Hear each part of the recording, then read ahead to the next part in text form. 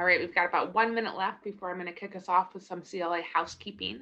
So again, make sure that you're changing your name to include your pronouns, your Zoom name by clicking the triple three there, by hitting more next to the participant, next to your name in the participants list, or the three dots if you hover over your video. Include your pronouns on your name. Additionally, if you do not already, make sure you have your Gallup Strengths Report easily accessible, whether in print form, on a tab on your computer, whatever that might be, and do what you need to do in order to fully engage. And so if that means stepping away from your computer for 30 seconds, if that means grabbing water, coffee, tea, please do what you need to do. We will have a break about halfway through in today's session, but we know that we are back in this virtual world and sometimes we need to step away. So I'm going to get started here in just about 30 seconds once we get our last few people trickling in. If you have not already, make sure you change your Zoom name to include your pronouns so we can be sure we're addressing each other appropriately throughout today's presentation. And if you don't already have your Gallup Strengths Report out, we will be getting into that later today. So we'll be talking about our communication styles and how our strengths affect those.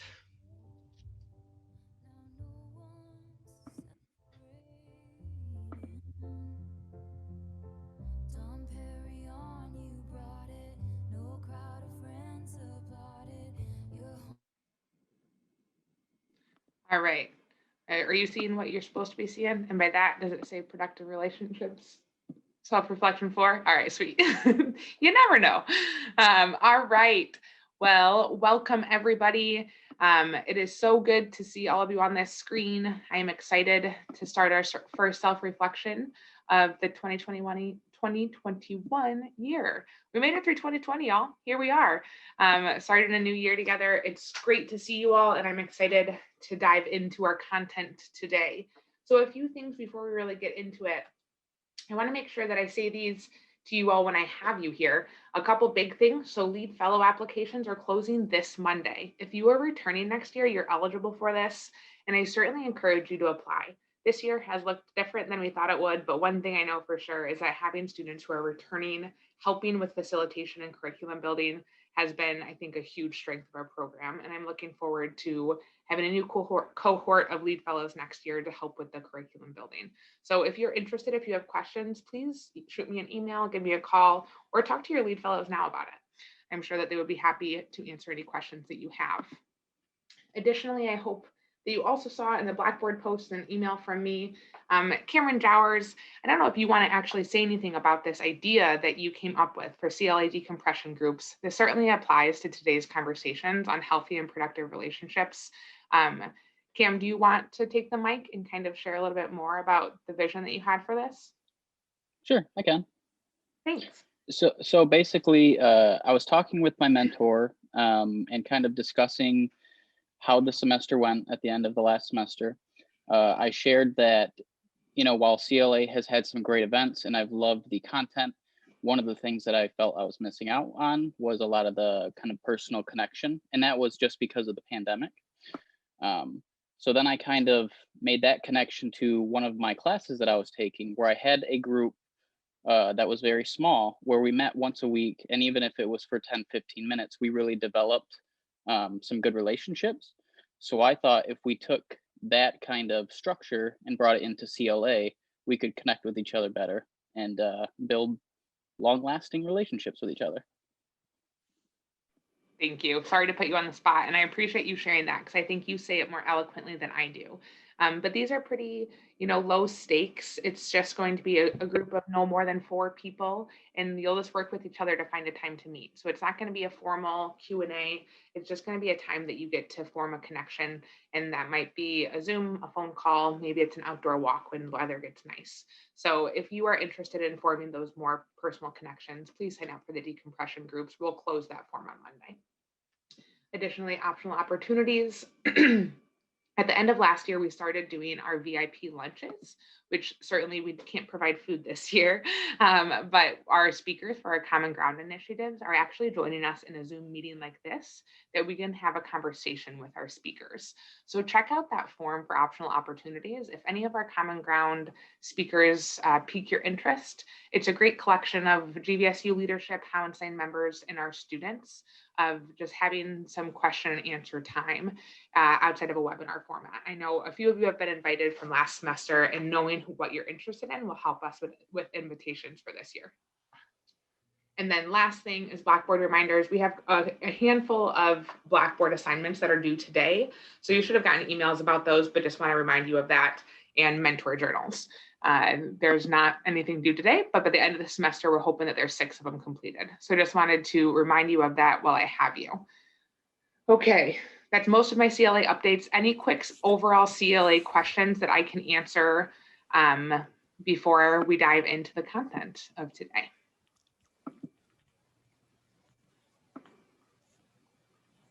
All right, I'm not seeing any chats come in or any hands raised. So I'm going to transition us into the competency that we're focused on today. So productive relationships, as defined by Corey C. Miller, is cultivating meaningful connections with others that contribute positively to the well-being of those involved. So in leadership, we know we don't do leadership alone. It does not happen in this isolated bubble, but it is always in interconnections with others. And so productive relationships, I think, is a really important key, that we are not just in relationship, but they are healthy relationships, they are productive relationships. And today we're bringing in Kristen from the Counseling Center, who I'm really excited to be joining us today, because I think before we can get to a point of productive relationships, we first have to recognize what a healthy relationship is and how to identify them. So I'm going to be passing the mic over to Kristen here as we talk about what a healthy relationship is. And throughout today's presentation, just be thinking about what this means in terms of leadership, right? We always are engaging with others. And so in order to be in a true, healthy, and productive relationship, I think we first need to identify what that is. So I'm going to pass the Zoom microphone over to Kristen here to get us started in our collective learning. All right, thank you very much. So as you can see on the slide, my name is Kristen. I'm from the Grand Valley Counseling Center. I am a doctoral psychology intern there this year. And so just excited to be with you today and talk about healthy relationships, and then later on setting boundaries as well. So if we want to go to the first slide, I think what's really important is that we first define what a relationship is. So I have, a definition kind of here in my notes, but I would be really interested to also hear, kind of what you all think. What is a relationship? What kind of what comes to mind, when you think of a relationship? And I know that there's a lot of us on here, so if you want to just put some things in the chat, we can kind of share some of the ideas that you have.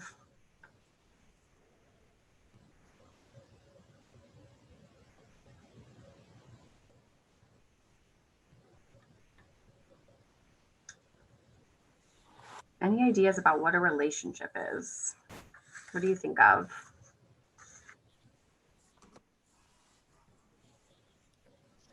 Mutual connection.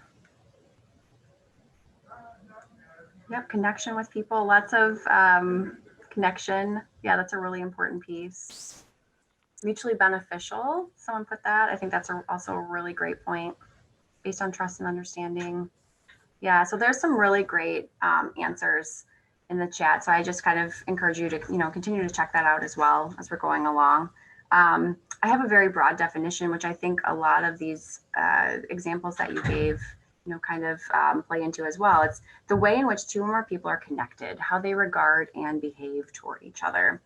And relationships are really important because they offer the mutual support and care. They offer shared experiences. We know from research that socializing is also really important for our health.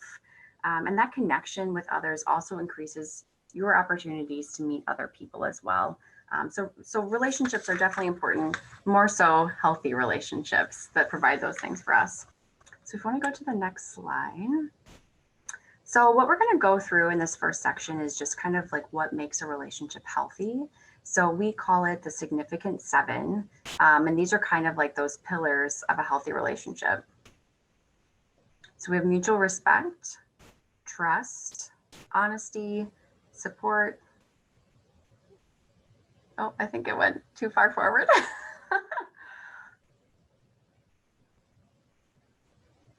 Oh, there we go. Listen, I'm Equity. sorry. I think I had something on my keyboard that was making it. Oh, that's okay. Or though wonder it's if happening it's- again. Hold on one Oh, minute. Let me okay. stop sharing and, Oh, I'm and sorry figure about that. out what's going on. No, Okay. it's my fault. Sorry, everyone. Zoom glitches. I don't know if I accidentally set a timer here. There we go. Oh, was it on a timer? Yeah. Okay. Sorry if I accidentally put that on there. I don't really, Zoom is not my, strong suit, so I think you take me over I that. think it was me, Kristen. So I Okay. think we are back to rocking and rolling, and we're not progressing without me knowing yet. Okay. So back to significant 7. Sorry about that, everyone. So support, equity, separateness, and effective communication. And so a lot of kind of what we'll be talking about today, you'll be asked to reflect on a lot of the relationships in your life. But I also want you to consider how you are showing up in your relationships. Evaluating a relationship is about the other person and how they treat you, but it's also dynamic. It's also back about how you are also treating them and how you are showing up in the relationship. So just something to keep in mind as we go along. So the next slide is this first one here, which is mutual respect. I'm going to go through these questions on the slide just kind of slowly. And what I'd like you to do is maybe just jot down some answers. Think about someone that you are in some type of relationship with, any type of relationship that kind of feels significant to you right now, and just respond to each of these questions with yes or no. If it is yes, think about the reasons that you agree with the statement. If it's no, maybe think about some reasons why that might be the case. And I'll go through these again slowly so you have some time to make some notes to yourself. Does the other person understand and value who you are? Do you see one another as equals? So no kind of hierarchy in that relationship. Are one or both of you trying to change the other person? Are you yourself around that person? Can you feel comfortable enough to really be your true self and be authentic? And do you respect one another's values and goals? And, with that one, we don't necessarily have to agree with someone else's values and goals, but we do want to be able to at least respect them and maybe understand where they're coming from, allow them to kind of have their own opinions, and they should allow you as well to have yours. Okay, so we can go to the next slide, which is on trust.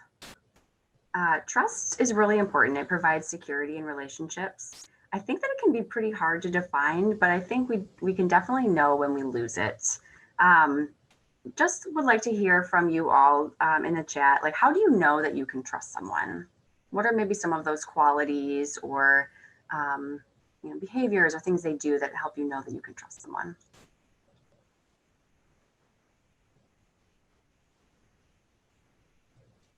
Good listener.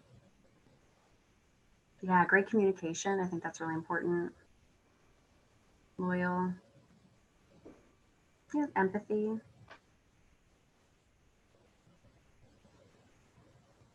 Yeah, so it sounds like, checking up on you, being respectful, consistent.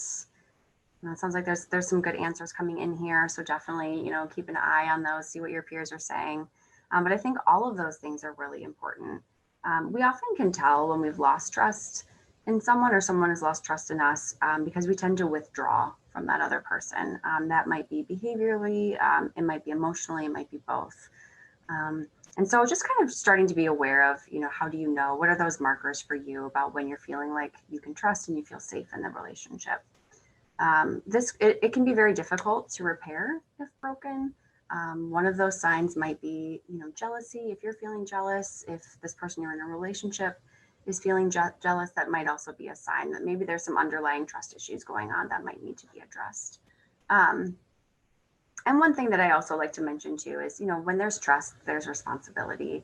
And so when someone trusts you, then you have that accountability to maintain that trust and to, work as hard as you can.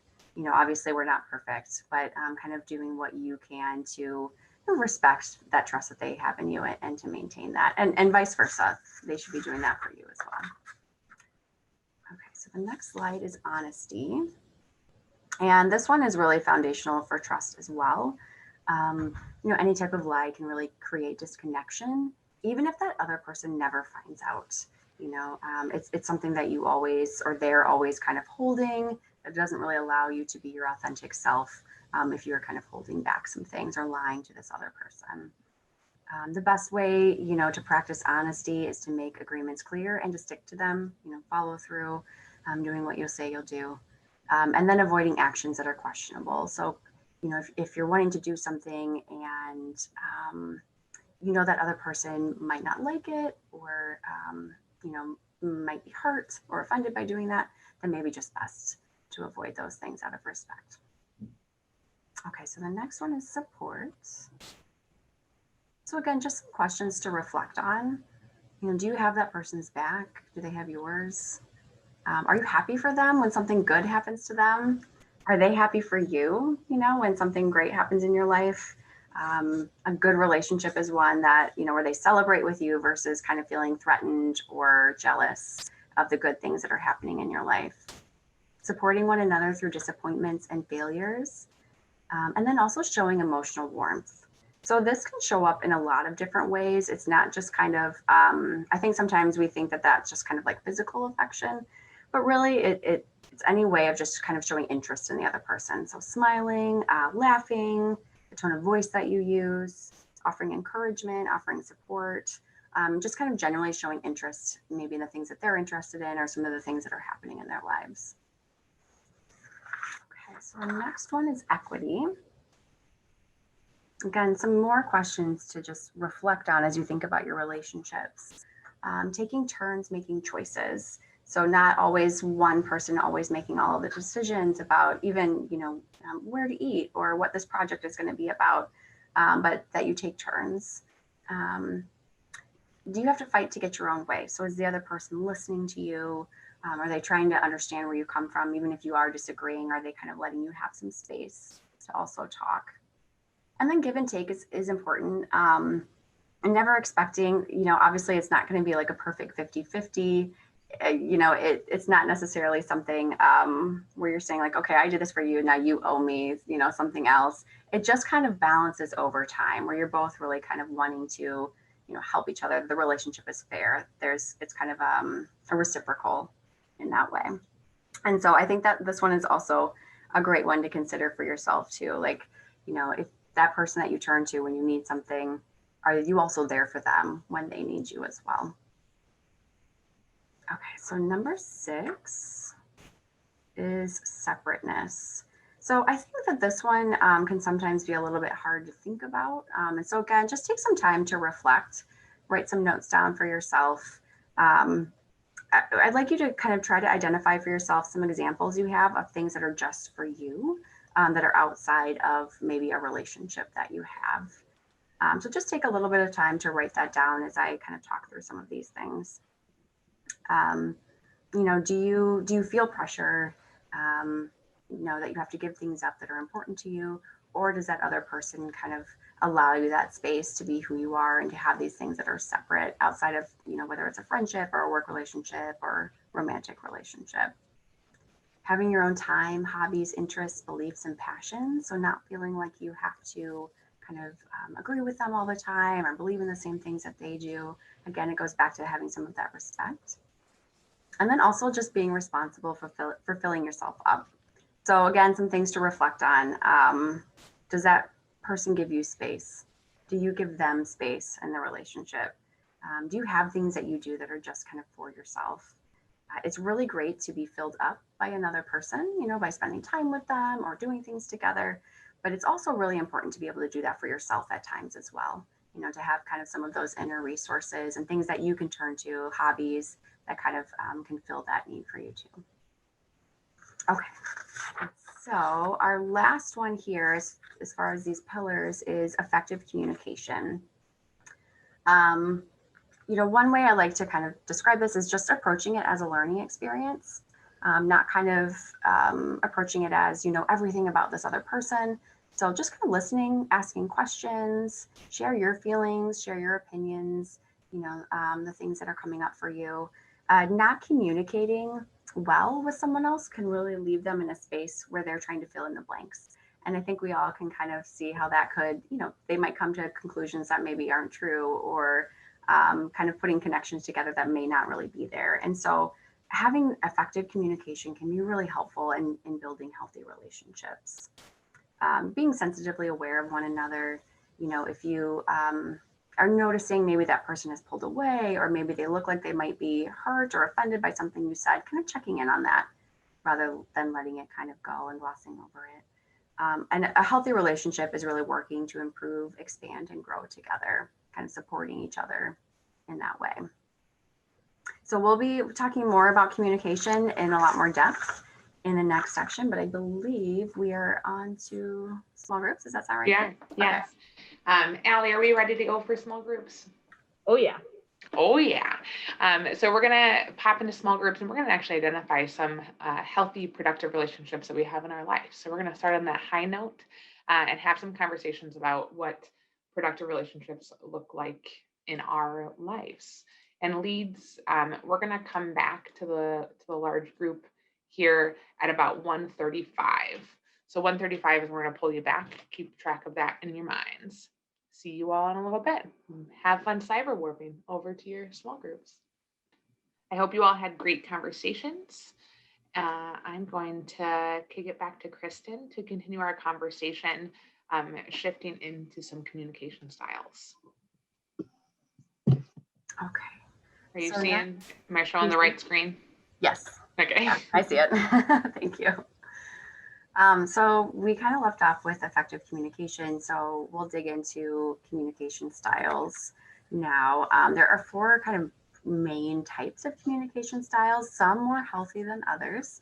The first one here is passive. And this first type of communication style, really the main kind of motive behind it is to avoid conflict. Sometimes it might be trying to please others. So kind of, wanting them to be happy so that there isn't any conflict or disagreement. Sometimes people that are using passive communication, maybe they might have a really hard time accepting compliments. They might also have a really hard time saying no to other people as well. They don't necessarily say this out loud, but kind of like the underlying meaning is you have all the rights and I don't. The second one is aggressive communication. I think we probably see this one probably much less often than the other 3. But the underlying aim here is really to control and manipulate the other person. People who use this type of communication, they often use power, position, and language to get what they want. They might be people who are always trying to persuade other people that their ideas are better. And so if you're on the receiving end of someone who has aggressive communication, you might kind of feel that way of like, they're always kind of trying to convince you to go along with their plan or their ideas. Essentially, they are saying, I have all the rights and you don't have any. So very opposite to passive communication. And the next one is passive aggressive. I think this one is probably the most common, I would say, out of all of them. We probably all tend to do this at different times. This is a very indirect style of communication. And so a lot of it is, indirect requests, maybe like using the silent treatment, saying one thing, but meaning another thing, kind of like saying, oh, well, do what you want when you really do care what they're going to do, but kind of saying that you don't. And so really underneath it all, this type of communication is using guilt to manipulate other people. So again, it's a very indirect. Essentially, this type of communication is saying, you think you have rights, but you actually don't. And then finally, the last one is assertive communication. And this type of communication is just being able to communicate openly. So expressing your needs, your thoughts, feelings, without violating the rights of others. You can be honest and direct in a confident way. And this one is a lot more collaborative. So it's essentially saying we both have rights. Both of our opinions are important. I I think sometimes when we hear the word assertive, that sometimes occasionally can have a negative connotation to it. And really assertive, when we're talking about it in this context, is a very healthy way of being confident about your ideas, being able to kind of express those honestly. It's definitely not saying things in a disrespectful way or overly blunt or things like that, but just kind of being honest and being able to express yourself. So I want you to think about, I don't necessarily want you to put this in the chat because this is a little bit more private, I think, for a larger group setting. But just what is your primary communication style? Which one of these feels maybe more familiar to you? You find yourself kind of leaning towards more often?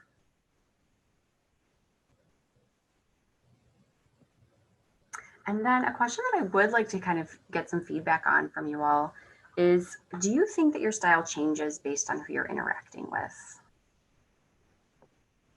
And maybe why, if you don't mind sharing. Yes, yeah. So lots of yeses so far.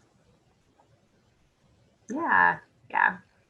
You know, and I think, so yes, lots of agreements, but yes, it really can depend on that other person as well.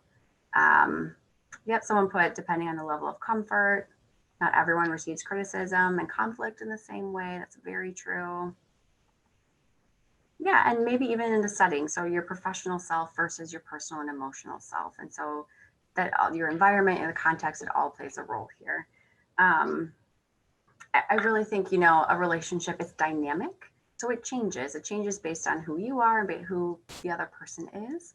And so, yes, there can definitely be differences in how you're relating to someone based on how they're relating back to you and who they are as well. Just kind of want to see as well, how do you all feel about kind of that ability to be assertive when you need to? Is that something that kind of feels easy? Is it more difficult at times? Does it depend on the context for you? Sounds hard. It can be. Yeah, it takes practice. Yeah. Okay. Yeah, maybe it depends on who you're talking to. Some people might be easier to be honest with than others.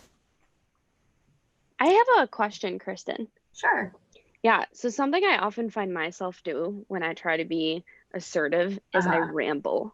Okay. I like start to just go off like any train track, and I don't, it gets very hard for me to get my point down. And then when I think about my point, I like lose my train of thought. So do you have like any like tips or advice on kind of like navigating that in a sense? Mm-hmm. Do you feel that is it kind of nervousness maybe? Like, is the nervousness getting in the way for you, or? I think so.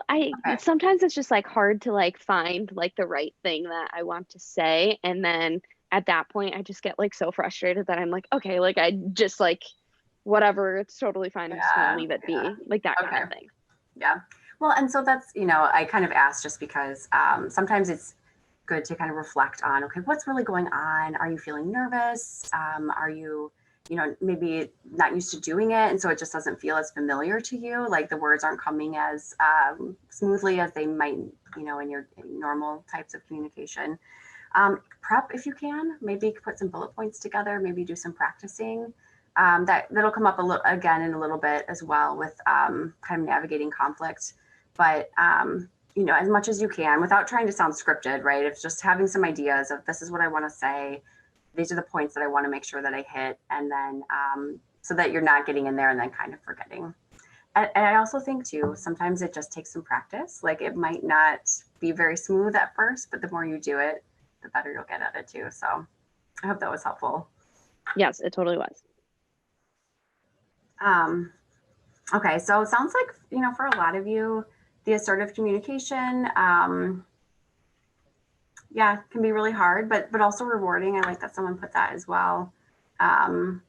Their response can also play a role in it. Depends on how close you are. So yeah, there's some really great answers in there. So definitely check out what other people are saying too. But I agree, a lot of it maybe depends on the context and the environment that you're in and who you're with. So,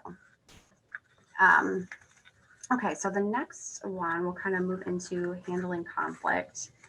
I think, you know, sometimes some of us are a lot more comfortable with conflict than others.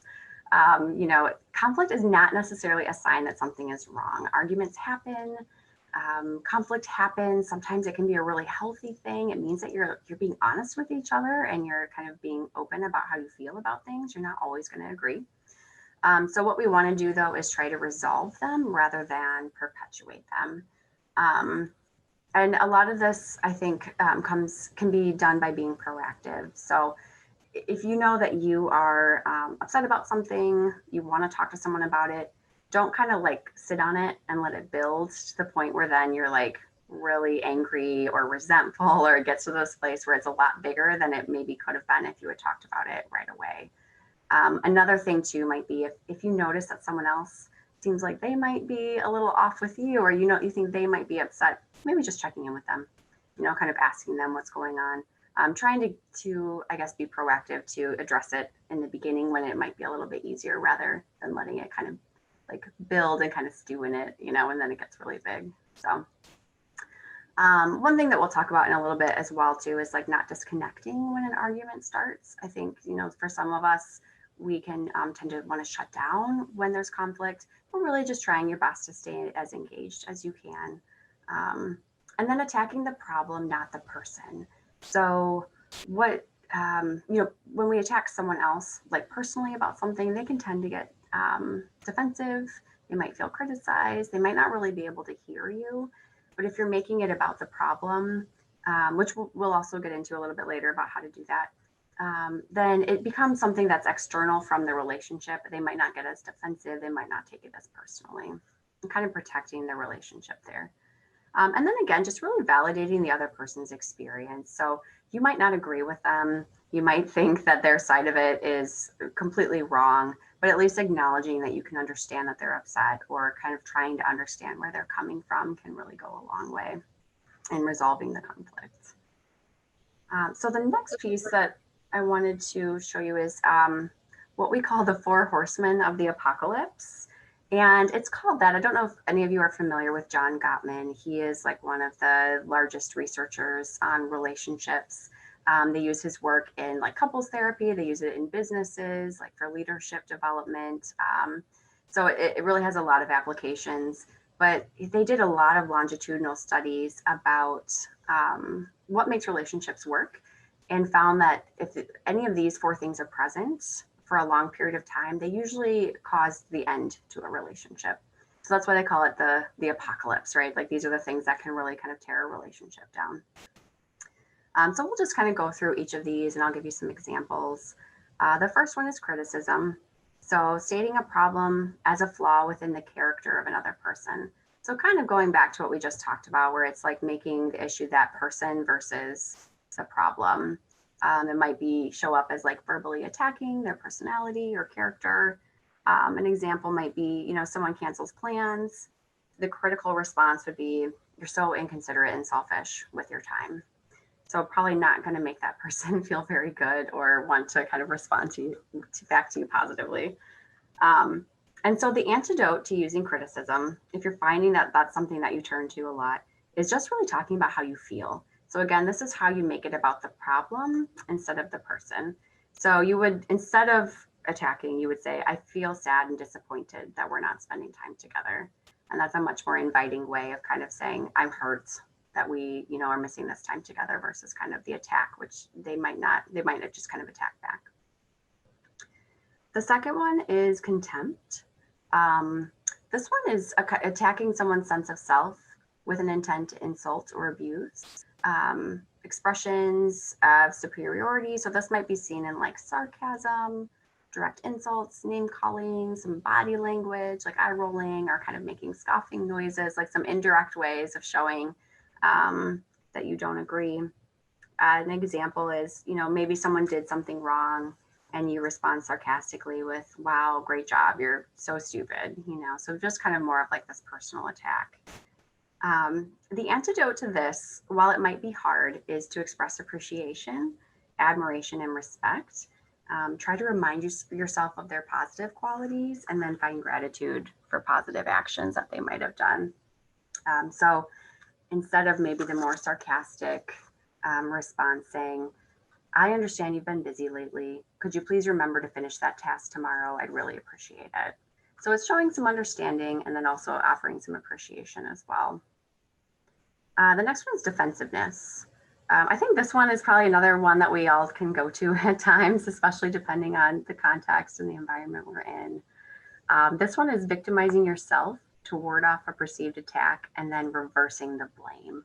So it's in a way kind of maybe more playing the victim or saying, this problem isn't about me, it's actually about you. So kind of turning it back on the person. So someone asks you if you got something done that you said you would do, you didn't. So you say, I was just too busy today. You know how busy my schedule is. Why didn't you just do it? So it's kind of like putting it back on that other person. Like you should have known, you know? The antidote to this is to take responsibility for the role in the situation. So instead of saying like, instead of that defensive, putting it back on the other person, just kind of accepting responsibility. I'd be interested just to see if any of you want to just give some examples. What do you think a response would be to that would be taking responsibility? So if someone says, you know, you said you'd do this thing, you didn't get it done, what's a way that you could respond back that would be taking some responsibility? Does that make sense? What I'm asking? Okay. I'd be interested just to see kind of what you all come up with. I think an example of like taking responsibility would just acknowledging like, hey, yeah, Mhm. you know, I didn't get to do what you asked me to do. I apologize and it won't happen again. Not making an excuse for why you didn't do it, just apologizing, saying you won't do it again and move forward. Yeah. Yeah, I really like that. It's just very direct. It's accepting that responsibility. And then it's also kind of also talking about the future. Like, I'll be mindful of this again. It won't happen again. I like what's in the chat as well. It's my fault. I dropped the ball, but here's what I can do about it. You know, so kind of trying to then address the situation yourself. I had something very similar, you know, that I came up with too. It's like, I forgot. I should have asked you to do it for me instead because I knew how busy my schedule was. I'll take care of it right now. So again, just accepting that responsibility. And that can really go, you know, a long way as far as preserving, again, that healthy relationship. The last one is stonewalling. So this is emotionally disengaging or withdrawing from a situation to avoid conflict.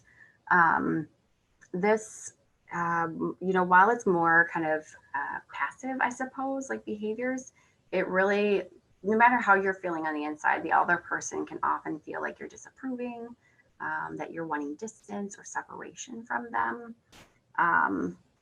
And, you know, I think it can look like maybe turning away from them. You stop making eye contact. Maybe you stop responding to what they say. Maybe you pull out your phone and you're on your phone instead of kind of listening to what they're saying. So a lot of it is about just kind of it's stopping giving these social cues that you're paying attention and can really make the other person feel like you just don't care.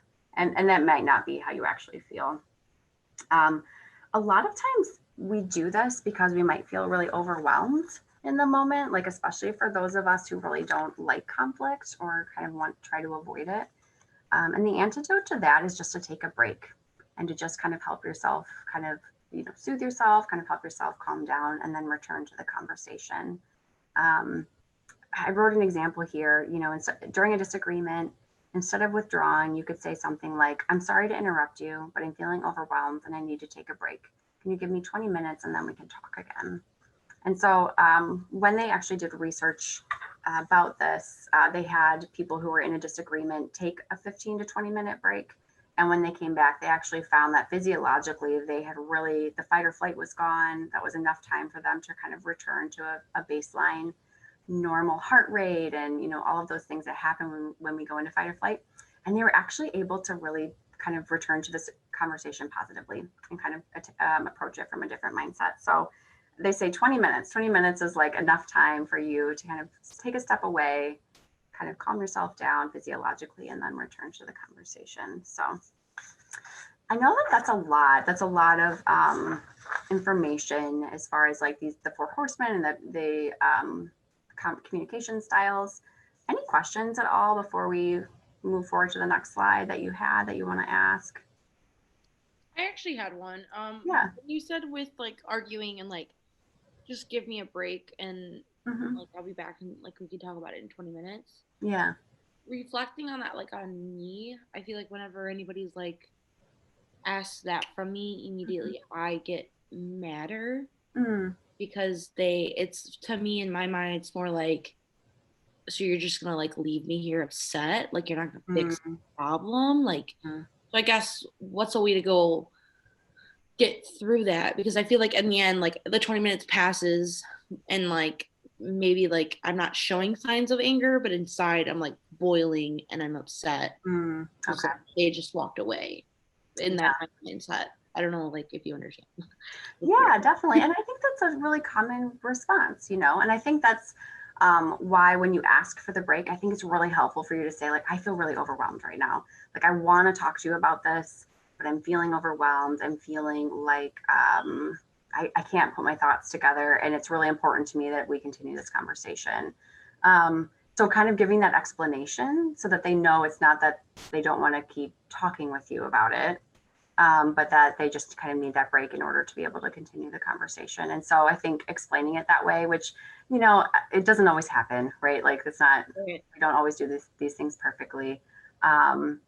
But maybe, if that is happening to you, maybe being able to ask, okay, what's going on for you right now? Are you feeling just overwhelmed? Like for you to be able to maybe ask about what's going on for that other person, Okay. kind of check in about that, how it's making you feel as well.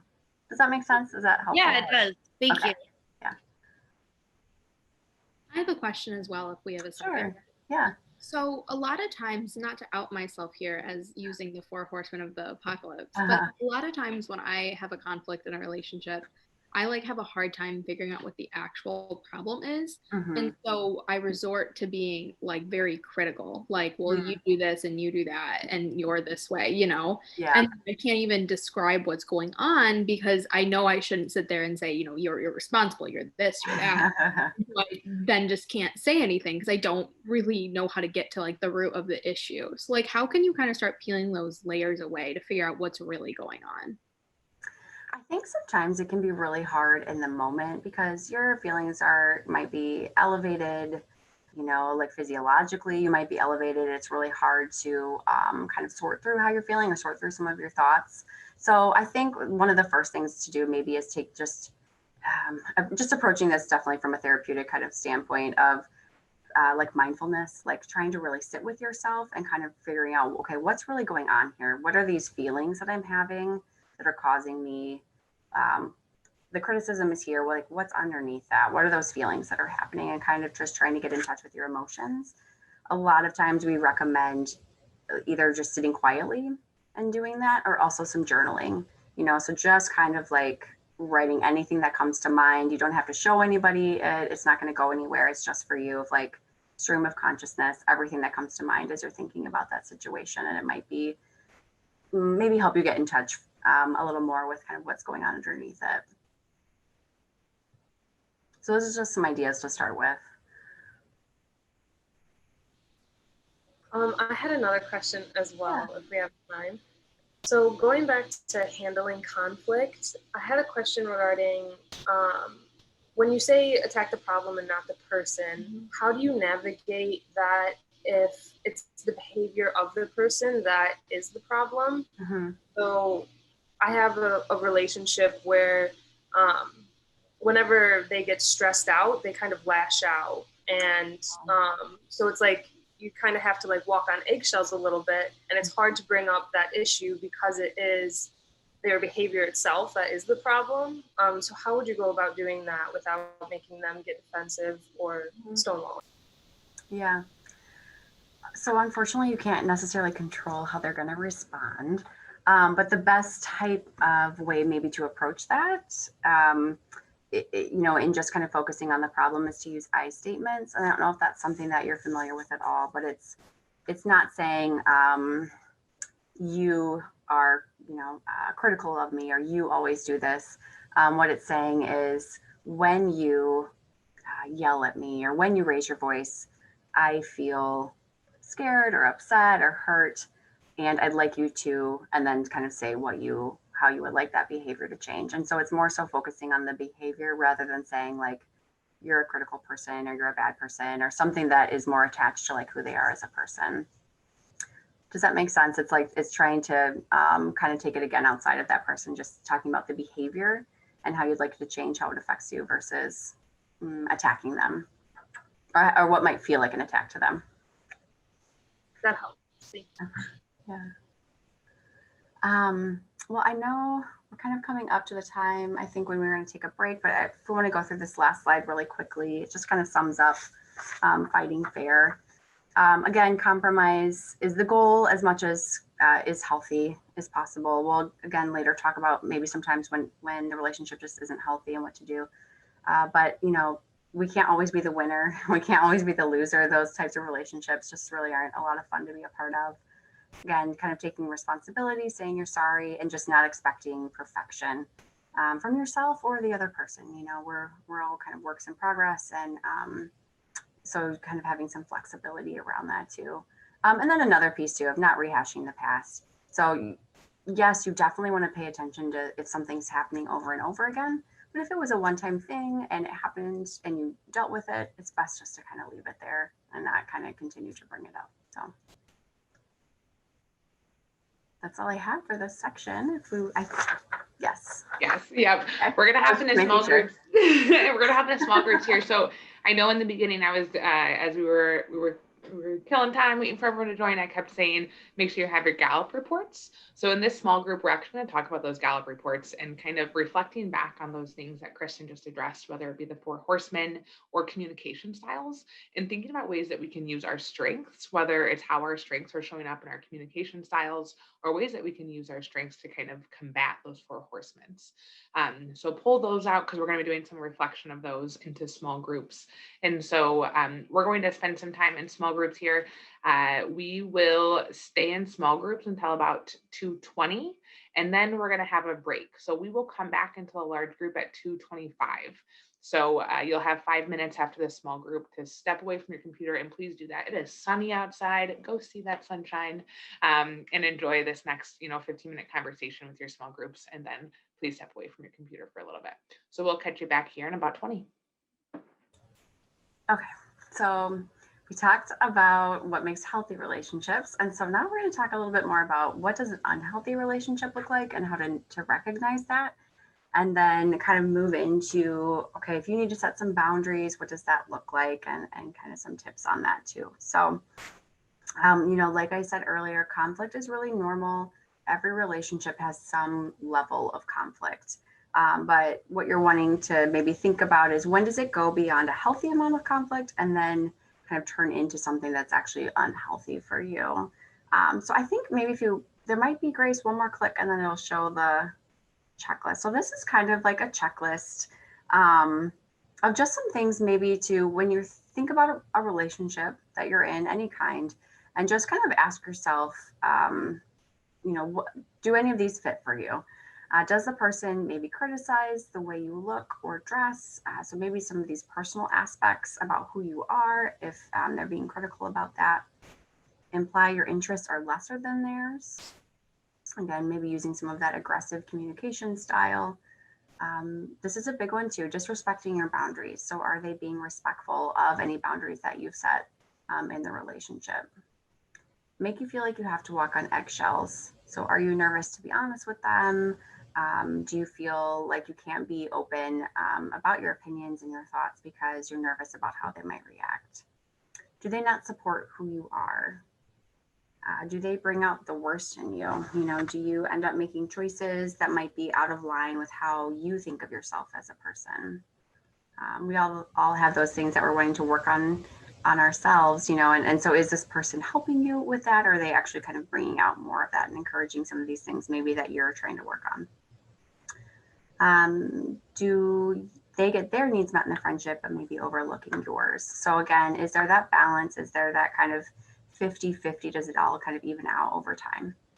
And then the last one is, do they consistently disappoint you? And, like I said earlier, nobody's perfect. We're all going to make mistakes. We all are going to disappoint other people at times, but is it a pattern? Is it something that keeps it continuing to happen? Or, that's very different from them disappointing you, kind of letting you down one time and then kind of saying sorry and being able to work through that. So again, looking at some patterns and some things that are happening over time. So let's go to the next slide is a quote that I really like. Sometimes when we lose perspective or see our relationships through rose-colored glasses, it's a problem because then all the red flags just look like flags. Sorry, I totally butchered that, and it's like right there on the line. It's definitely Friday at 2:30. I'll read it one more time. So it's a problem because then all the red flags just look like flags. So we kind of lose that ability to really like pay attention, I think, to some things that maybe are some warning signs that the relationship just really isn't healthy or productive anymore. I think sometimes as well, sometimes relationships can start out really healthy and they can be really great for a period of time. And then maybe they get to a point where they're just not healthy anymore. Maybe there's been some changes on either side, and just really paying attention, to maybe some of those warning signs, and kind of acknowledging them rather than maybe wanting to just kind of keep everything the way it always has been. I think in this too, again, going back to considering how, you are also showing up in the relationship, like we said, it's that dynamic. So what's kind of going on between the two of you, and are you contributing to any of that as well? I think one of the best ways, like this previous slide mentioned, looking at patterns, maybe also like kind of considering some patterns for yourself too. Like, are you having that same problem in a lot of your relationships across a lot of different contexts? It might just be something to pay attention to. So the biggest piece is just being honest with yourself. Okay, so let's go to the next slide. So I wanted to talk a little bit about setting boundaries. And I know that boundaries is kind of like a buzzword. It can be kind of hard to know exactly what that means. There's kind of a broad definition here, about just kind of knowing where your limits are. So I guess I kind of wanted to hear just from some of you, whether it's, go off mute or just in the chat. I don't know, what do you think about boundaries? Like, is it hard? Has it been hard? Is it relatively easy? I guess kind of what comes to mind about like, what does it mean to set boundaries in a relationship? I think for me, I don't, do you want us to say out loud or? Yeah, that's great. Yeah. Okay. So for me, or out loud, yeah. I don't tend to set boundaries until something happens where I know it's been crossed, and then I'm like, okay, let me set a boundary here. Mm-hmm. But like, for me, like the boundary I have is I don't respond to messages after like 10 o'clock at night unless it's something super urgent, even if I see it, because I just want to be able to get a good night's sleep instead of like go to bed thinking about this conversation I'm going to have the next day or something. Mm-hmm. Yeah, I really like that example because you're recognizing how answering them late at night might affect you. It affects your sleep. It's like you're really protecting yourself and caring for yourself by setting that boundary. That's a great example. Yeah, I see some in the chat as well. They can be really hard to set. I think that, that's a really common. Gotten easier as you've gotten older and busier. Yeah, you might be kind of forced as you get busier to really set some boundaries around your time, and especially, like with work and school and, managing a lot of responsibilities. They can be hard to adhere to at times. And I think that can be, we'll talk about this in a little bit too. That's one of the more challenging pieces. Sometimes we set the boundaries, but then it's also kind of that maintaining them, kind of the follow through with that. So some great things in the chat if you all want to check out what everyone else is saying too. So so definitely it sounds like everyone has an idea of what it is. It can be challenging at times. Again, like we've said before, a lot of it depends on who this other person is, what the context is, the environment, things like that too. So when you recognize that you need to set some boundaries, one of the first things that you want to do is just to really name your limits. So you really want to define, okay, what is it that I'm setting a boundary around? What does it look like? I think part of the way you can do that is identifying like, what can you tolerate versus what makes you feel uncomfortable or stressed?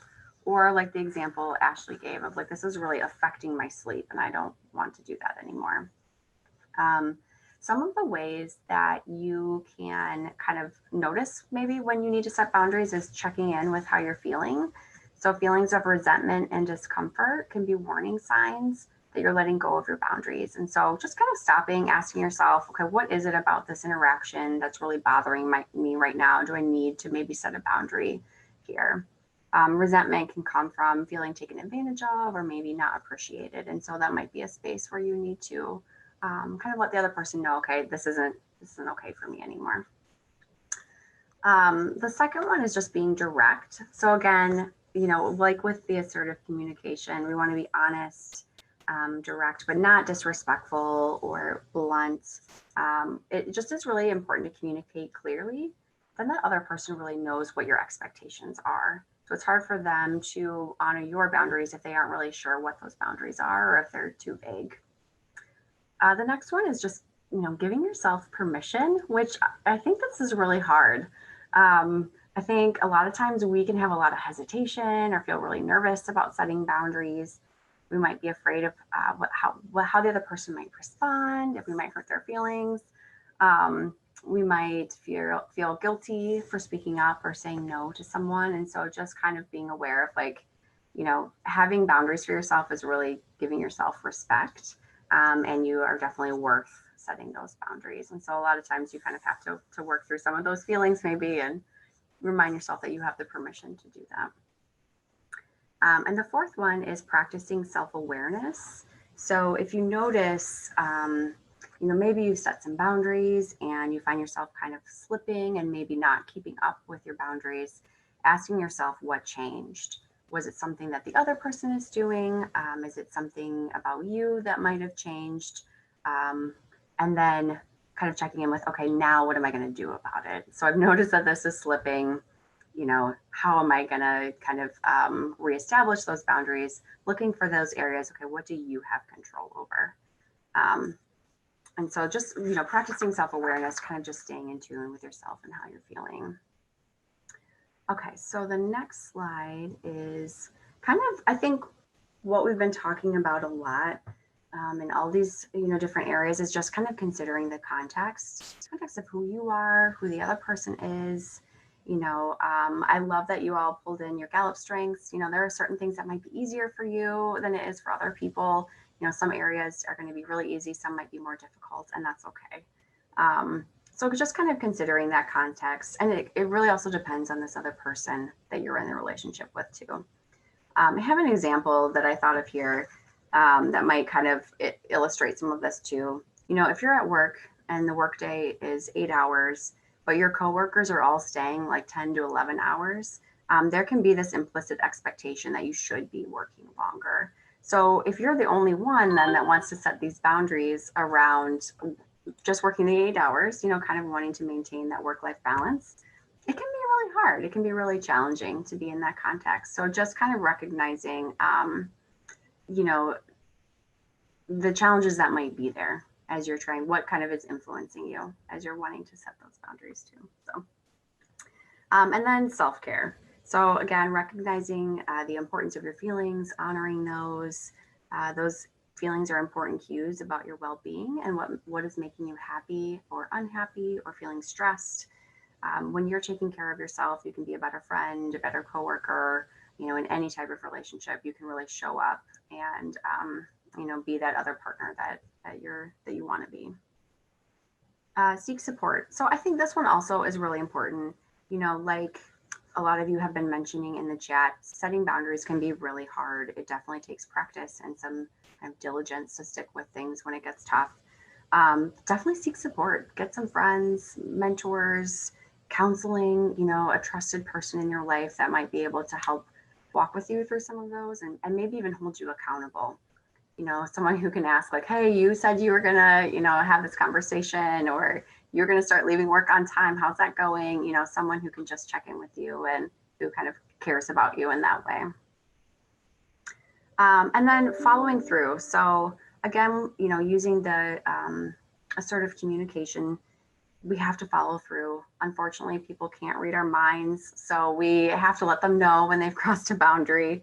Obviously, we want to do this in a respectful way. I mean, this might be someone, that you still have to work with, or you might have friends in common or other relationships in common. So really just trying to do it in a way that's respectful, but still kind of communicates, clearly what you need to be done.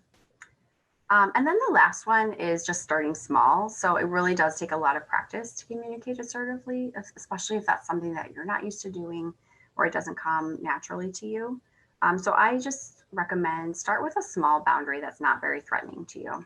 Start with something that can be easy, that you feel like can be pretty successful, and then increase to more challenging boundaries, because it definitely takes a lot of practice and support to maintain those boundaries for yourself.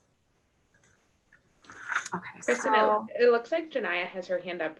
Do you mind Oh, if sure. Janaya, I assume she has a question to ask Yeah, or a of comment to course. share? Yeah. Yeah, sorry if you were going to get to this sooner, but I just had a quick question about setting boundaries. So as we know, like we're talking about mental health way more than what we have in the past, which is great, amazing, love it. Yeah. But a lot of times I personally struggle with setting boundaries revolving around mental health between either my friends and I, not coworkers, what am I saying? But like to the point where I recognize that, you know, they're struggling and I want to help them. I want to support them, even if it's just to listen to them. But also recognizing at the same time that I cannot emotionally like handle everything that they are going through, especially since I am a more like empathetic person. Like I feel their emotions too. Yeah. But the last thing I want to do is offend them.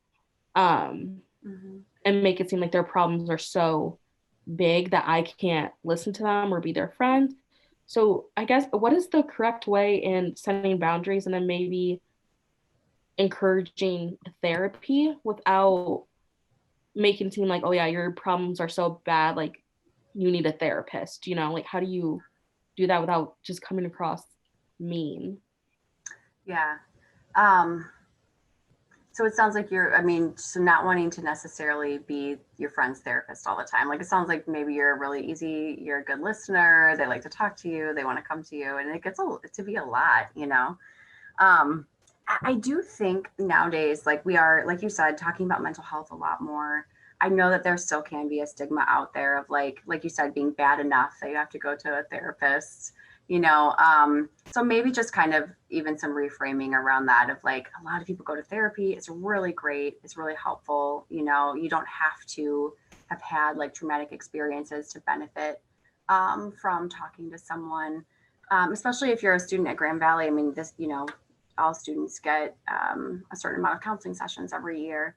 So I guess I would say maybe having more of like a not necessarily like, I guess like an honest conversation, you know, around maybe how you're feeling, of just saying something, however you feel comfortable of, I like that you come to me, but sometimes I just don't really know how to help you. I'm not trained. I'm not a therapist. And I think that maybe it could be really helpful for you to talk about this with a counselor, you know? And so just like being supportive, but also then kind of referring them, you know, to someone else who might be trained to really manage, you know, what they're going through.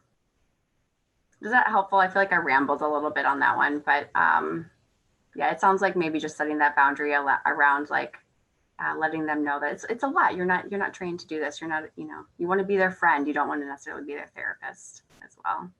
So, okay. So let's see. I like this. What someone wrote in the chat: when you want to support someone, you have to stay in your own yard, but you can hold their hand over the fence. I really like that analogy a lot. That's really great. I haven't heard that before. It's important, you know, it's like protecting yourself. You know, like Janaya was saying, that self-care so that you're still okay. You know, if you're always giving to someone else, it's really hard to also then take care of yourself too. So this last slide here is, you know, what if you've set boundaries? What if you have, you know, what if the relationship is unhealthy and things just really aren't changing? There are times when setting appropriate boundaries just isn't enough. And if you need to end a relationship, it really is best just to kind of be as direct as possible. So don't recommend ghosting when at all possible. So it says resist the slow fade. Does anyone want to give me some examples? Like, do you all know what I mean by the slow fade? What does that look like? My childhood best friend and I have, she's just done a lot of things that kind of disappointed me and wasn't really supportive, and it just wasn't a healthy relationship. And we don't really talk anymore, but neither of us have acknowledged it. We just mutually don't reach out to each other, and don't have to, because I don't see her because we live on opposite sides of the state now. So it's very odd, because like I consider it to be kind of almost an ended friendship, but we've never talked about it. Yeah. And I think that's really common. And I do think, slowly trying to fade out of someone's life, right? Like by just not responding as quickly anymore, like giving it a couple days before you text them back. I think that, sometimes if you're in separate phases of life, you're not seeing each other much, you're both kind of naturally drifting apart. It's kind of okay. I don't think that that's necessarily, something, unless you really want to have a conversation. I think that just happens sometimes, as you kind of drift apart with people. But if you're trying to do it purposefully because you want this person out of your life, you're saying, okay, I'm just gonna like try to not respond and hope they just get the message. That's when I think, it just kind of leads to confusion, or maybe being hurt on the other side of things, because they don't really understand what's going on. They don't understand why you're not like responding as much. So someone put not addressing the situation, slowly losing touch. So yeah, there's this element to it of us maybe wanting to avoid. It's very tempting, right? For those of us who are non-confrontational, to just kind of like try to like slowly ease away. But it really, if you are purposely trying to end a relationship, it is much better to be clear when you can. Preparing for the conversation as much as possible so that you kind of say everything that you want to. That kind of gives you some accountability of making sure that you're kind of hitting all the points that you want. Again, you don't want to sound scripted or unnatural, but maybe just have a couple phrases ready to go. This will also probably help you save you from losing your nerve as well, right? If you've got some of these phrases that you've already kind of practiced, or at least have in mind. Again, talking about you and your needs. So again, making it about the problem versus the person, if that's a possibility. I know sometimes it really is the person, but by using those I statements. So an example might be, I feel my life being pulled in a different direction. I just wanted to tell you how much I valued our friendship, but I'm not able to devote time to it anymore. So saying something along those lines, obviously in words that, that feel more kind of comfortable for you. Instead of saying, you've become a negative person, I can't stand to be around you anymore. So you can see the difference maybe in how that might be received by the other person. I put on here too, like consider whether details will be important, because I think sometimes people they might want to ask, or it might be really tempting to give them a lot of details about why you're ending the relationship. But I think you have to really consider, what will that person really be willing to hear and receive from you? How open will they actually be to that feedback? And is there a realistic chance of helping this person out with that feedback, or is it best just kind of make a statement more so about like, I don't have time for the relationship, or ending the relationship, without getting into all of those details about what exactly is going on with them. Be kind and mature. Again, like we mentioned, you might have to see this person again. You might still have friends in contact. And so just trying to handle it in a respectful way. And then the follow through. Oh, Grace, did you? Yeah, I just see Caitlin has her hand up. I didn't know if oh, sure. Now is a good time to grab a question or a comment. That it's a nice feature, but sometimes it's hard to see if you don't see everyone on your screen. Yeah, thank you. I just have a question. So when you said consider like the details, I guess when you are doing it and you just generally don't know, you tell the other person, I don't know, but then they still ask, but why? I guess, how do you go about that? Do you mean like that you don't feel certain why you want to? Like that other person doesn't understand like why they're ending it. They're just like, well, like, I don't know. And it's just like a lot of I don't knows. Yeah. You go about that. Or if you don't know how to put your own feelings into words, like how do you go about that when they ask for like details? I guess it's my question. I mean, like kind of like that example, I think too, it saying something along the lines of, I don't maybe have the emotional space for our friendship right now, or kind of like this example, I can't devote the time to it anymore that I want to. I guess, for you, it might be, I think a lot of it too is just kind of evaluating do I want to share these details? Is that okay? Will they hear the feedback? And just kind of deciding whether or not that's, people might want the details, but you don't necessarily owe them that, you know, like it's okay to also like just say this relationship isn't working for me anymore, and to not really have to explain yourself, you know. And I know that that's really, it's much easier said than done. I know that. Does that help at all? Yeah, thank you. Okay, yeah.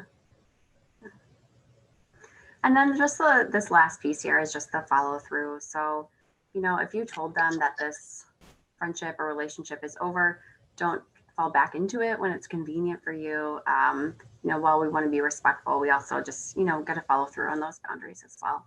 I think a lot of times when you're first setting a boundary with someone, it's very normal for them to kind of push up against that, just to kind of test it a little bit. You know, that does happen, and they want to kind of see, like, are you serious about this or not? So just that follow through is really important. And so that's the last piece that I have. Grace, I don't know if there's anything else that you. Well, Kristen, I know that you have a 3 o'clock. So do you have a minute or two to answer a couple questions, or do you need to jet? Yeah. No, that's fine. I have until about 2:55, and then. Well, so we have Kristen for the next 5 minutes. I see Ashley asked a question in here. And so we are going to be doing some kind of like practice of this and thinking about relationships in our life once Kristen steps away. But while we have her here, I just wanted to give everyone an opportunity. If you have questions that you wanted to ask in the next about 4 minutes, I see Ashley asked one here in the chat. What about the need to change the nature of a relationship, but not completely end it? What do you do to communicate that need for a transition? That's a really good question. I think that most likely goes back to a lot of our discussion around setting the boundaries and using those I statements. And so really communicating and being clear about what the problem is and how you need it to change. And so, you know, do you have a good idea of like what pieces are going wrong and how you want to address that? And so I think a lot of that, I think might be kind of like I don't know what maybe your terms you were using, but like we call them like difficult dialogues, you know, where it's like, okay, this might be a really challenging conversation, but then it could really lead to a lot of really healthy growth and change in the relationship. Thank you. Mm-hmm. Does anyone else have any questions that they want to poke Kristen's brain with while she's with us today? So I have a question here. What do you do when you've expressed a boundary, but the person makes a boundary as a response to that? That's a really good question. I mean, I guess that it's kind of goes back and forth then of like setting boundaries and the other person setting boundaries. Like it sounds to me like maybe that relationship is that person is maybe not wanting to work with you or respect the boundary that you've set. A lot of that probably depends on the context of that situation as well. But I guess maybe the first question I would have is how much respect is there for that boundary that you've set? Is it a healthy relationship? You know, is that something that you might need to have a difficult conversation about with that person? You know, what's really going on there that they responded to in that way? I don't know if you have anything to add, Grace, at all.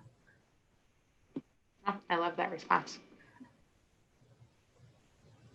Any other questions for Kristen? Well, Kristen, thank you so much for being with us today. I think, like Janiyah said, the more that we talk about mental health, the more we talk about the health of our relationships, the health of how we show up and how we are being received in relationships, I think the better we can be as people and as leaders. And, you know, our lives do not happen in our bubble. Like I said, we are always working with other people and whatever that relationship may be. So I really appreciate you coming in and giving us kind of this therapeutic mind frame of healthy relationships. So thank you, everyone. Give her a little virtual applause and gratitude for Kristen. We have a little feedback form that will be in our evaluation at the end of this to give some feedback to the Counseling Center. But Kristen, it's been such a pleasure to have you with us today. And we will transition into kind of putting some of this into action. Seeing lots of applause and thank yous in our time. So thank you, Kristen. Enjoy the rest of your day. Yeah, you too. Bye. Hey, Grace. Yeah. I have a question as to whether or not we'll have access to look at this PowerPoint in the future. Okay, Awesome. Yeah, I'll actually confirm with Kristen that she's comfortable with me sharing, but I'll probably put it on Blackboard so that you all can look back on it. Because I certainly I was taking lots of notes. I feel like there's some really great content. Any other questions before we kind of shift our mind frames into really thinking about how we can put what we've talked about today into action in our leadership, in our relationships, whatever those may look like for us.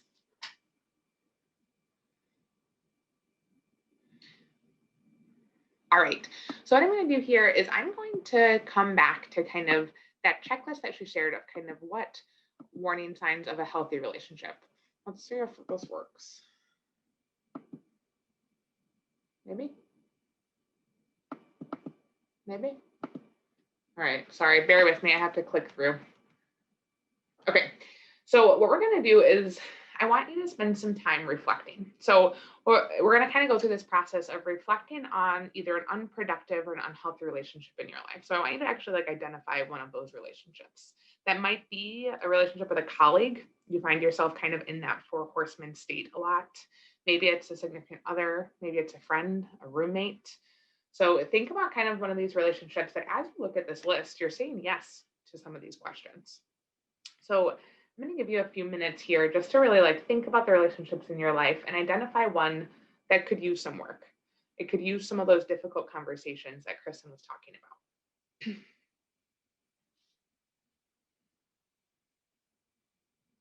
I'm going to bring us back to a few different slides as we spend this time kind of reflecting. So feel free to mute me if you kind of know the direction you want to be going. But we're going to identify the relationship, and then we're going to kind of think of some action steps that we could take using our strengths, using who we are and what that relationship means to us in order to make some improvement.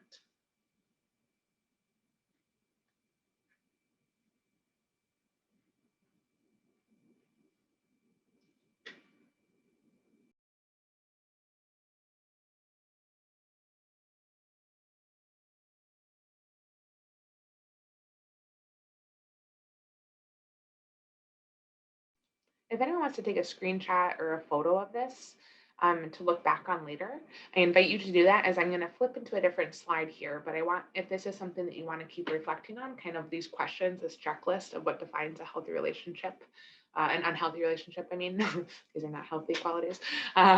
Make sure you do that because I'm going to move on here. Excuse me.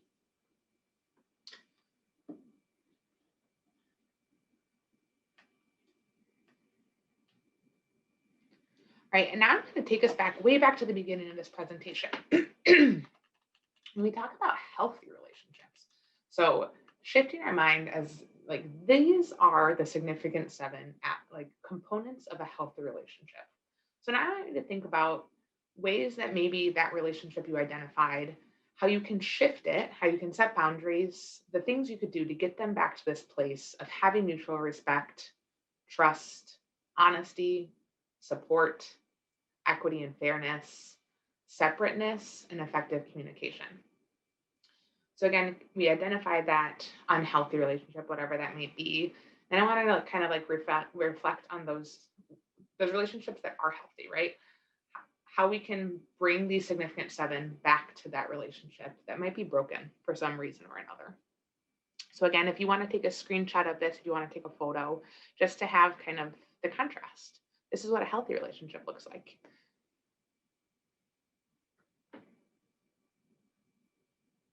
I'm going to leave you here and just kind of sit in silence, or if you want to play music on your end for about 5 minutes here, as you identify kind of areas that it might not be matching up in these significant 7s. Identify maybe some things that you could do differently, some boundaries you could set. We'll come back to the boundary slides too in a minute here. But I'm just going to leave this healthy relationship slides up for 5 minutes.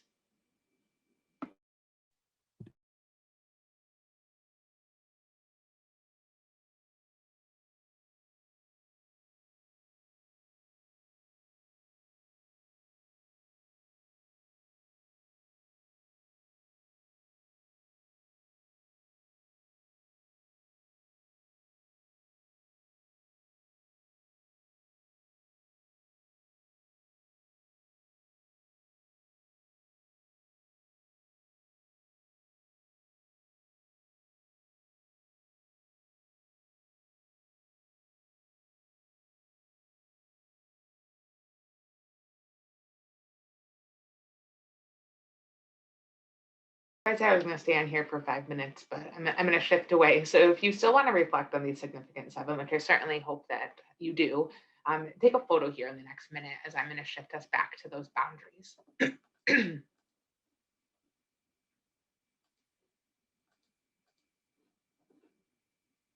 I apologize that I'm doing the click through. I know I could be more savvy, but I'm going to click back to the boundary page.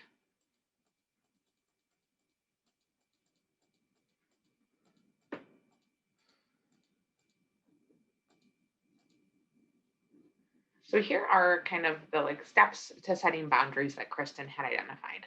So as you think about that unhealthy relationship and then you reflect on what a healthy relationship does look like, what boundaries you need to set, and actually think about truly, I want you to identify a boundary that you need to set. So recognizing what your limit is and a boundary that you need to set in order to bring that relationship to a place of more productivity and health. So kind of reflecting on these pieces of setting a boundary, how are you going to be direct? If you're someone who communication is not the easiest for you, Hannah, like you said earlier, sometimes you ramble, you try to be direct. So what's maybe you write it down, what you want to say. JP, what will happen if when you set a boundary, they push back on that boundary? Kind of walk through that scenario in your head of what it would look like to truly set this boundary. And maybe not just in your head, write it down.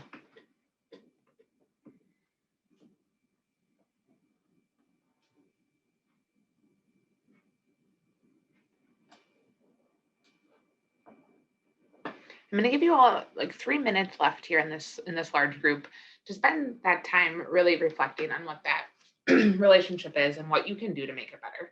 I think it's really important to think about the boundaries that you need to set, but also think about how you're showing up in that relationship. Are you falling into one of those 4 horsemen that Kristen identified earlier? Do you find yourself communicating in a passive aggressive way frequently rather than assertive?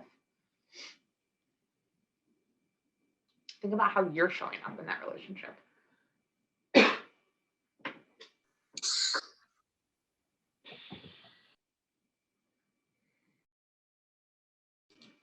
Okay, I certainly hope that you are continuing to reflect, and if you need some more time to kind of process this, to make some of those action steps of a boundary, you need to make something to do to change in yourself. Please continue to take some quiet time if that's what's needed. But we're gonna go into small groups to kind of process this collectively. So Allie's gonna hit the small group button. If you were in Hannah's small group, I'm gonna pop in there with you just to start as Hannah's Wi-Fi went down. So I'm sorry for that. And Allie's gonna hit breakout rooms and you're gonna cyber warp. But again, if what you need is a little bit more time to actually process, feel free to take a photo of this slide. And I hope you have photos of kind of what a healthy relationship looks like and that checklist of an unhealthy relationship, and kind of put those puzzle pieces together and create some steps that you can take to make things better in a relationship in your life.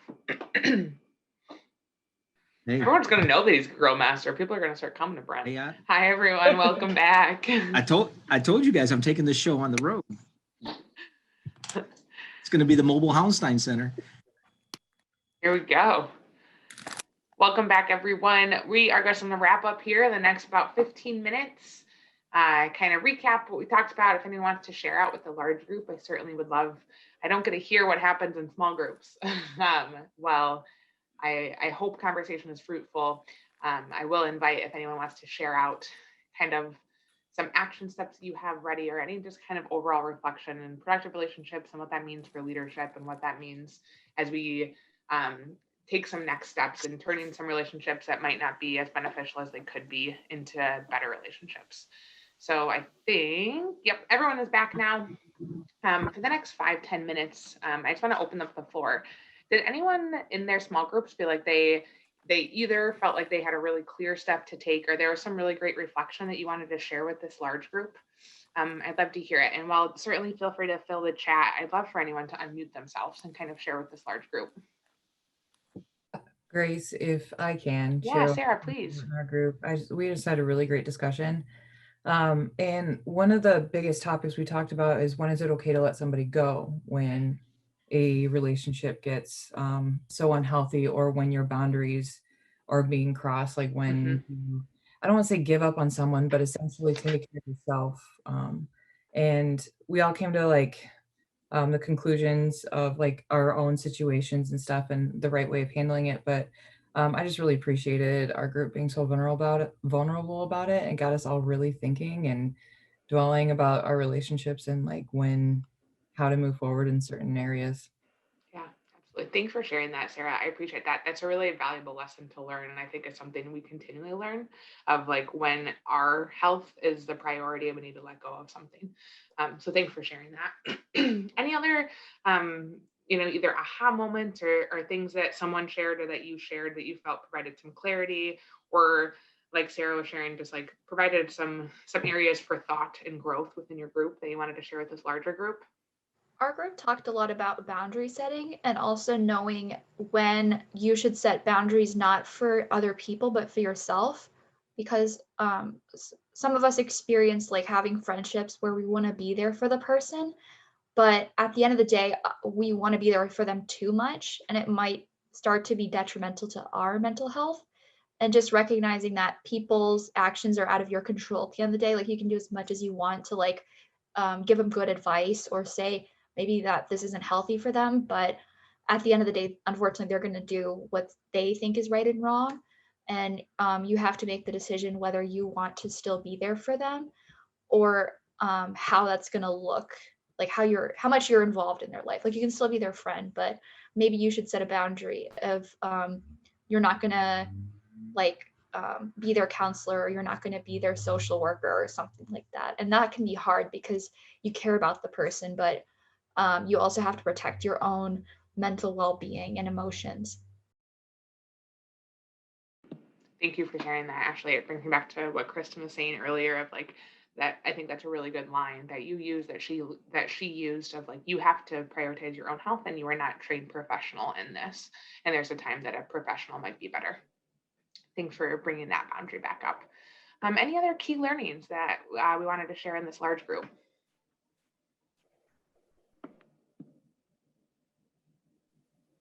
I thought my group had a really great conversation. We went from just talking about relationships between people and productive and unproductive relationships within people to talking about how those relationships and an unhealthy relationship has a negative impact on our own self-care and self-worth, which then led to discussing boundaries not only with other people but ourselves, and having a productive relationship with ourselves, especially being honest with ourselves and kind of determining what our boundaries are. Like, how much stuff can I do before I break?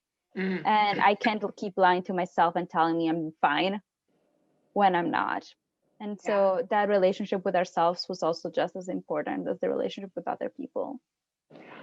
I appreciate that so much. And I think frequently in a group like this, where I know a lot of you are juggling many things, it's not necessarily relationships, right, that pull you in so many directions. It's the things that you're saying yes to, or the things that you are committed to do, and to be able to set boundaries that are healthy for you, whether they are interpersonal or just for your own well-being. So thanks for bringing that up, Camila, too, because if we want to be effective leaders and we want to create change, we do need to be the best version of ourselves. And to do that, we have to prioritize our health. So that's extremely important. And I'm appreciative of you bringing that up. So a couple things that I wanted to kind of circle back on that Kristen left as kind of like next steps. If this got you thinking, if it felt like you identified some relationships that you maybe need a little bit more help for, let's see if this works. Maybe. Sorry, everyone. I don't know why I'm not nailing the Zoom game today, but here we go. So I just wanted to kind of bring up these resources that are on all of our campuses. So not just Grand Valley, but Kelvin and Aquinas also both have free counseling for students. And so these counselings can look very different.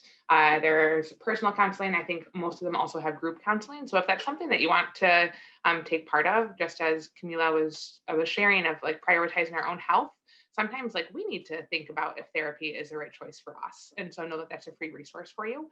And just take note of that if that's something that you want to pursue. It's a resource and I certainly encourage that. I think therapy is something that we can all benefit from at different times in our lives.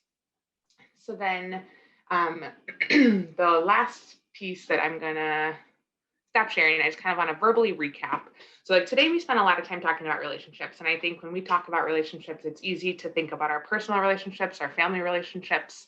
I do think that I think a lot about colleagues and, you know, my relationships with those that I work with, and productive relationships and healthy relationships kind of transcend all those things. It's messy, it's not perfect. Like Allie, for example, is one of my really good friends, also one of my colleagues. And so setting different boundaries in different places as those relationships get a little bit messy and look a little bit differently depending on what time of the day even it is, right?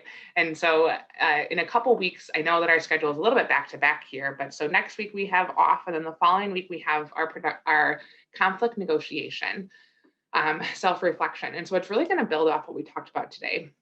We talked about the baseline of relationships today and having productive relationships.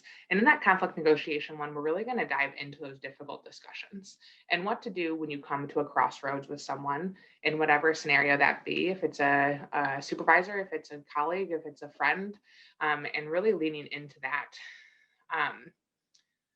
And sorry, Samantha shared some resources of the counseling center that I just saw. And so I just wanted to kind of mentally prepare you that this is kind of like part one of these discussions on interpersonal leadership.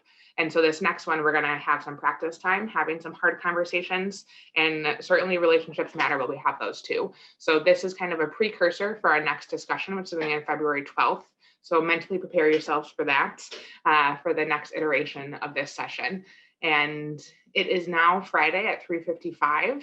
So if anyone has any questions for me, I know you get emails from me, you have my number, but I'm going to stay on here for a little bit. So if anyone wants to hang out and ask me any questions, certainly feel free to do so.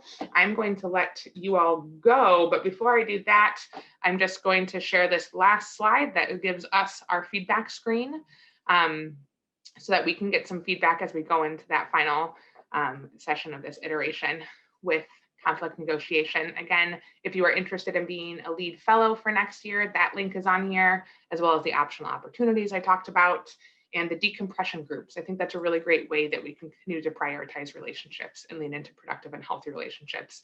Use this community of leaders within the Cook Leadership Academy. That decompression group, I think, is going to be a great place to have continued conversations. So enjoy your weekends. Please fill out this feedback form. Stay on, chat me if you have any questions for me.